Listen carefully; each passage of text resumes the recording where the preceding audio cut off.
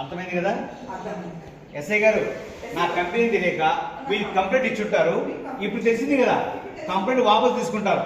తను సైన్ చేస్తుంది. గౌతమ్, సైన్ సంగతి తర్వాత అంటే మీరు ఎక్స్పెక్ట్ అయిపోయిన టాబ్లెట్స్ ని సేల్ చేయడం ఏంటి? యామి నన్నే క్వశ్చన్ చేస్తున్నావా? గౌతమ్ ఎక్స్ప్లెనేషన్ అడుగుతున్నాను. అర్జున్ ఏంటి గౌతమ్, అసలు ఏం జరిగింది? ఎక్స్పైర్ అయిపోయిన డేట్స్ కి ప్రజెంట్ డేట్ వేసి మార్కెట్ లో సప్లై చేస్తున్నారు నాన్న. అందులో టాబ్లెట్ వల్ల హార్ట్ ఎఫెక్ట్ అయింది. ఇలా ఎంతమంది సఫర్ అవుతున్నా తెలియదు. అందుకే ఆ ఫార్మా కంపెనీ మీద యాక్షన్ తీసుకోమని కంప్లైంట్ చేశాను.